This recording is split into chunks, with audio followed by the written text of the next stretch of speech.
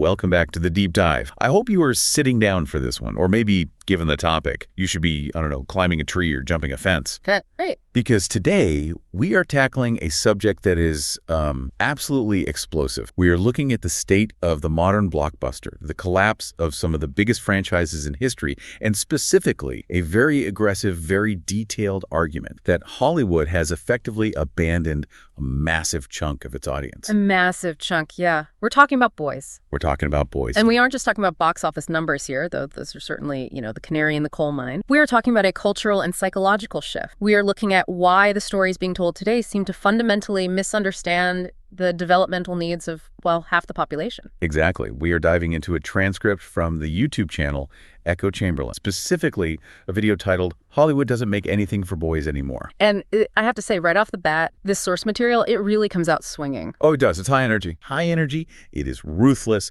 and it is incredibly specific about what it thinks has gone wrong. Yeah. But here's the hook. Here's why we are spending our time on that. It's not just the usual complaint you see online, not just about woke culture or political ideology that you see on Twitter every day. Right. That is often the surface level critique. But this source argues that while ideology is a factor, it's actually secondary. The core argument here is structural. It's developmental. Developmental. How so? The source posits that there is a fundamental psychological reason why modern Hollywood literally cannot write for boys anymore. And it's not because they hate them. It's because the writers themselves grew up differently. Wow. Okay. So it's the nature versus nurture debate, but applied to screenwriting, which is such a fascinating angle. Yeah. So our mission today is to unpack this completely. We're going to look at how the source defines boyhood entertainment, because, spoiler alert, it's not just noise and explosions. Not even close. We're going to examine the critique of current franchises like Star Wars and Marvel. And then we're going to get into that psychological theory connecting childhood playstyles to the ability to tell a story. And just a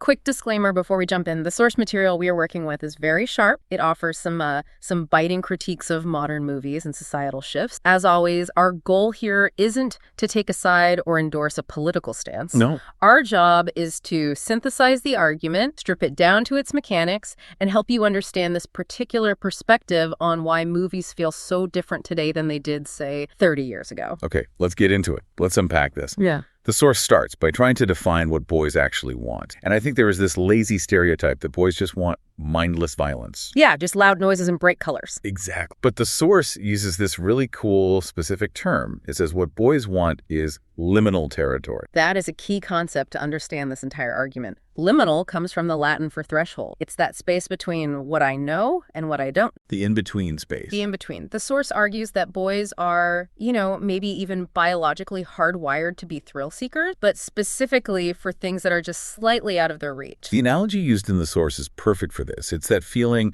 of reaching for a tree branch that is just a little too high. Mm-hmm. Or trying a skate trick that you aren't quite skilled enough to land yet, where there's a 50-50 chance you're going to eat pavement. It's that desire to test your own limit. Exactly. And the source says this translates directly to media consumption. Boys are magnetically drawn to content meant for people slightly. Oh, 100%. The older brother effect. That's it. They don't want content that reflects exactly where they are. They want content that shows them where they are going. They want to peek into the next stage. Right. It's about that safe environment to process fear. The source mentions that boys want stuff that might make them flinch. They want content that leaves them reeling a little bit when they're trying to go to sleep at night. But it's not about trauma. It's about calibration. That's the key. They want to see the older brother world, the violence, the gore, the suspense, to see if they can handle it. It's like a stress test for their psyche. So if you give a boy content that is perfectly safe, perfectly sanitized, and perfectly age-appropriate, you are actually denying him that developmental tool. He needs to see the monster to know he can survive the monster. He needs to know what the stakes are out there in the world. Okay, so the source breaks this appeal down into 3 distinct pillars. I love how specific these are. The first pillar is visceral adrenaline and competence.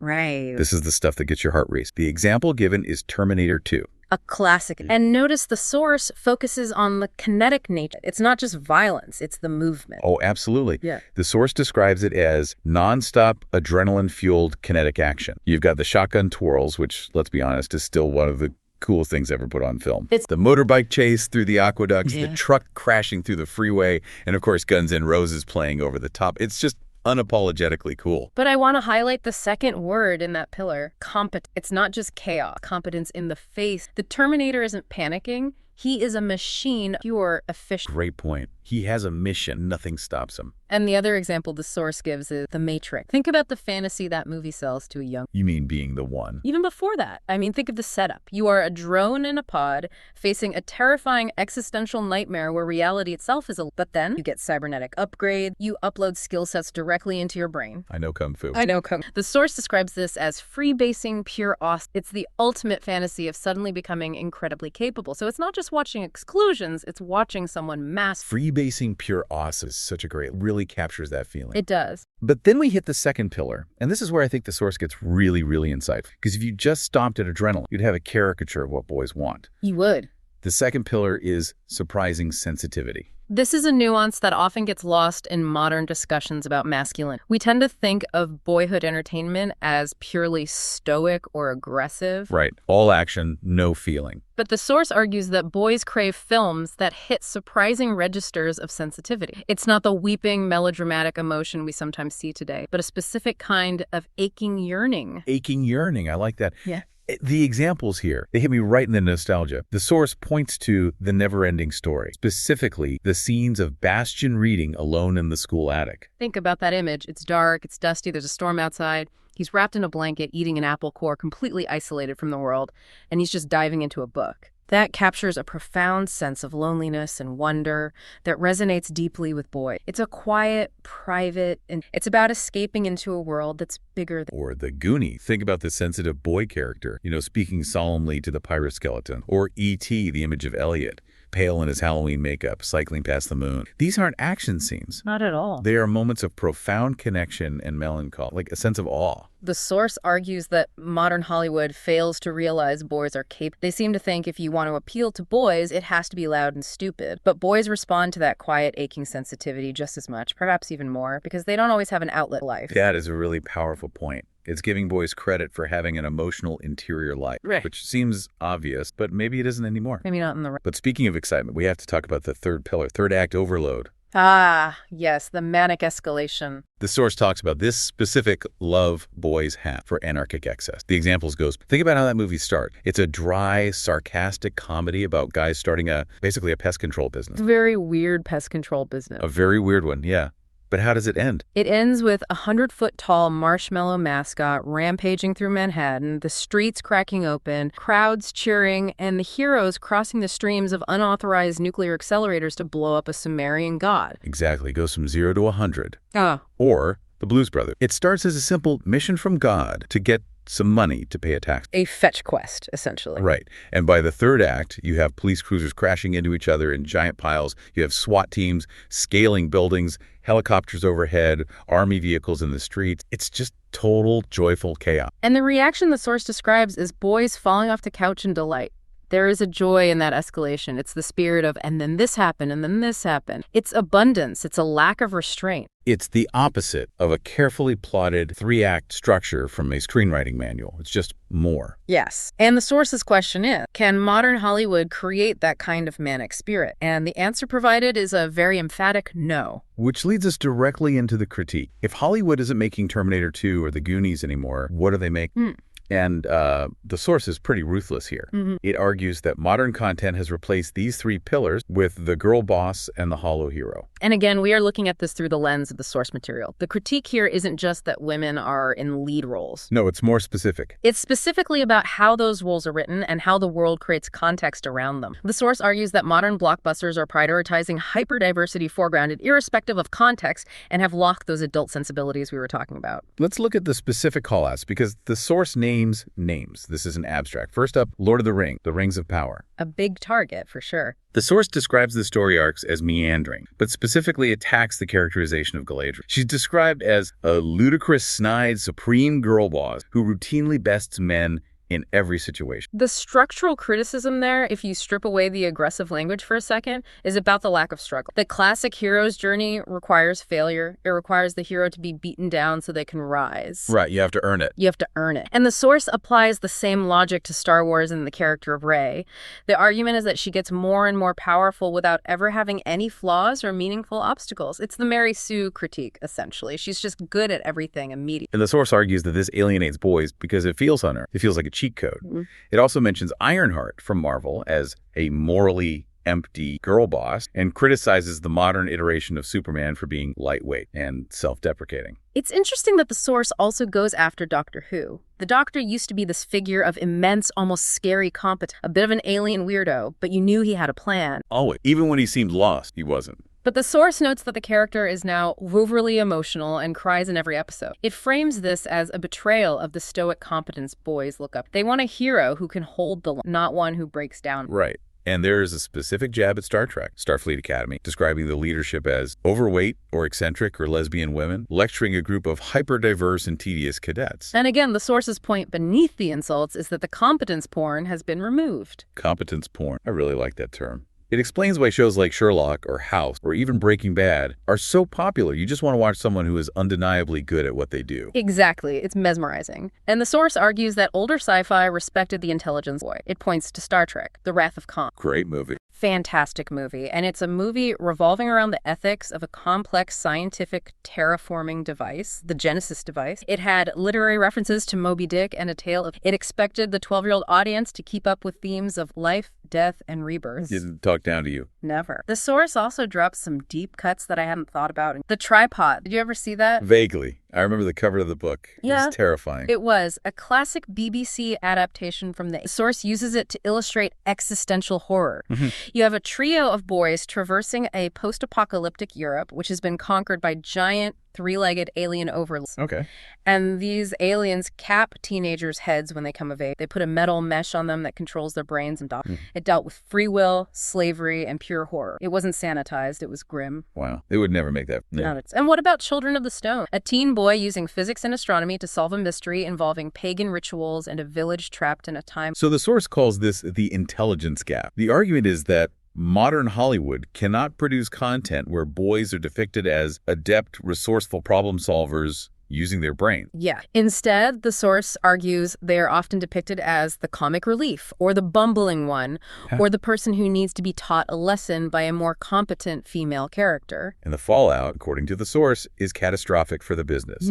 Disney, for example, is mentioned as having realized way too late that they completely lost the male demographic. They woke up and the audience gone. And the source is colorful in describing this failure. It says they screwed the pooch. And not just screw the pooch, but, well, let's just say the description involves a level of anatomical disaster that implies there's a no coming back from it. It's a graphic way of saying you broke the trust. The source observes that boys didn't just stop watching movies, they moved. They went to gaming. They went to anime. They went where the good stuff was. They found places where competence, risk, and escalation still exist, and they aren't interested in being lured back by a studio system that they feel despises them or, at best, patronizes. So that's the state of play. Hollywood has swapped adrenaline and sensitivity for girl boss narratives and lecture. But here is where it gets really interesting. This is the deep dive part. Why is this happening? Is it just a conspiracy? Is it just politics? This is the pivot. If you think it's just because Hollywood wants to push a political agenda, the source says you are missing the bigger picture. The argument is that even if they wanted to write a classic, mythic, risky blockbuster for boys, they couldn't. They couldn't. It's a capability. A capability issue. That's a huge claim. So you're saying, or the source is saying, they don't know how. That's the argument. And this leads to the play hypothesis. And I find this absolutely fast. The source argues that the ability to write spectacle, danger, and myth comes from rehearsing those things in childhood play. Rehearsing them. Yeah. Physically. Think about the generational. The source describes the childhood of earlier generations, specifically the Gen X and older millennial writers who made the classics we talked about. Their play was unscheduled and out. Yeah, the list of play materials is great. Sticks, bikes, rooftops, abandoned lots, creeks. The junk of the world. The junk of the world. It was physical, and importantly, It was risky. The source mentions bruising, falling, mastering fear. Adrenaline arrived through the body, not a screen. You learned your limits by physically testing them against gravity and contact. And the stories you'd make up. Exactly. The narratives were incoherent. You'd mash up Star Wars with G.I. Joe. Characters would die and come back to life. Factions would form and dissolve. It was messy. It was improvisational. I remember that. You'd spend 3 hours just arguing over the rules of the game before you even played it. Yes. You had to build the entire world in your head first. You had to convince your friend that this stick was a laser sword and that rock was a thermal detonator. That is exactly the point. The source calls it embodied imagination. You are physically enacting the narrative. You are the special effect. Your body is the engine of the story. Okay, I'm with you. Now, compare that to the modern experience. Now, compare that. The source argues that screens deliver immediate, externally supplied worlds. So instead of imagining the dragon, the screen shows you the dragon. Correct. The screen provides the sensory stimulation, the feedback, the rules, and the state. The source argues this reduces the cognitive burden of creation. The cognitive burden of creation, that's a heavy phrase. It is. In unstructured play, the child is the end. They have to invent everything from scratch. In screenplay, the child is the consumer. They're along for the ride. Even video games. Because I know a lot of people would argue games are interactive. I mean, you're making choices, you're solving puzzles. The source addresses that directly. It argues that even immersive open-world games are essentially highly engineered rewards. A reward loop. Anticipation, stimulus, feedback, reset. You are navigating a world someone else built, reacting to stimuli they designed. You aren't thinking in the gaps the way you do when you are staring at a pile of sticks and trying to turn it into a fortress. You're exploring a developer's imagination, not exercising your own. Precisely. It's a different cognitive muscle. And the source actually brings data into this. It's not just a theory. It mentions the Torrance tests of creative thinking. Okay, what are those? It's a well-known metric in psychology for measuring creativity. The source notes that scores in divergent thinking, fluency, originality, elaboration, have been stagnating or declining in recent cohorts in Western nations. Divergent thinking, so like thinking outside the box. Exact. The ability to generate multiple solutions to a problem or to think in non-linear, unpredictable ways. And here's where the source connects the decline in creativity to the rise in identity politics. This is a spicy. Uh-oh. The source argues that divergency thinking differently has been replaced by identity being... Okay, unpack that. That sounds like a mind. It's a proxy argument. The source suggests that in the creative industries, being, for example, half Latino or Asian or bisexual is treated as a substitute for the type of creative divergency you saw in creators like Philip K. Dick or H.R. Geiger. H.R. Geiger is the guy who designed the Alien, right? The very same. A deeply weird, disturbing, singular vision. The source is saying, we used to value creators who thought weird, their brains were diverse. Right. Now, we value creators who are distinct demographic, and we just assume that their demographic distinctiveness will automatically bring distinct. But the source argues it doesn't. It argues it doesn't. You can have a very diverse room of people who all think exactly the same way because they all grew up on the same screens, went to the same universities, and consume the same social media. Their life experiences are homogenous even if their backgrounds aren't. That's a really sharp critique. So let's look at the modern writer's room. Who is staffing these blockbusters now, according to this theory? According to the source, it's people who bring fluency in media. They're very smart. They've seen everything, sophisticated in critique. They are very sensitive to representation discourse. They know all the academic theories and all the tropes. There's a butt coming. But they lack the instinct to roam imaginative hinterlands. They don't reach for stories that feel slightly irresponsible or risky. Why? Because they never lived inside danger imaginatively as kids. They never had that physical rehearsal of fear and mastery. They've lived a life of safety and curated content. Their imagination wasn't forged in the wild. So the result is a style that feels... Bloodless. That's the word the source uses. Bloodless. Instead of grand mythic narratives, we get commentary, we get deconstruction, we get subversion. And the snark. The source mentions the attitude-heavy interactions. Right. Well, that just happened. Style of dialogue. It's a meta-commentary on the story, not living inside the story. A defense of Kraut. That's a great way to put it. The source argues writers feel safer in tight framing and dialogue snarky put-downs in a cafeteria or a briefing because that's something they know. They can control the dynamic. But grand, sprawling, mythic danger, that's scary. scary. That requires an imagination that has been stress tested. It's the difference between describing a fight you watched on and describing a fight you were actually in. Or describing a monster you invented in your backyard versus one you killed in a video game. One feels messy and real and unpredictable.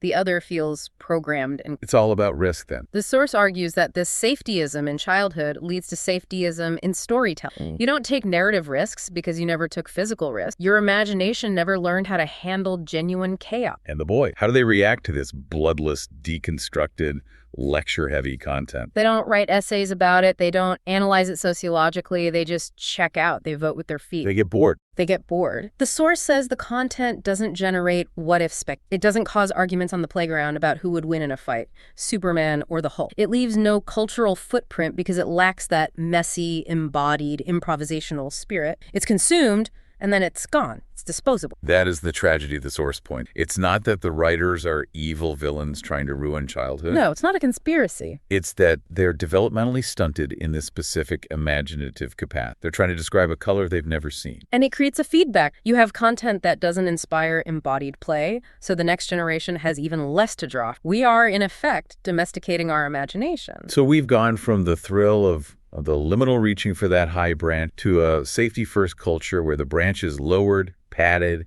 and then we are given a lecture on the history of A lecture about the problematic nature of tree climbing problem. And then we wonder why the boys went inside to play video games instead. Exactly. It's a compelling, if somewhat depressing argument. We started with the lack of boyhood entertainment. The adrenaline, the sensitivity, the third act chaos. We looked at the critique of the girl boss era and the loss of competence. And we landed on this theory that the death of unstructured play has led to the death of mythic storytelling. It forces you to look at the screen in your pocket a little differently, doesn't it? It's not just a distraction. The source would argue it might be an imagination inhibitor. It really does. And I want to leave you with a final thought, something to chew on that builds on what we've discussed today. If the source is right, and imagination is a muscle built through physical risk and boredom, what happens in another? That's the scary question.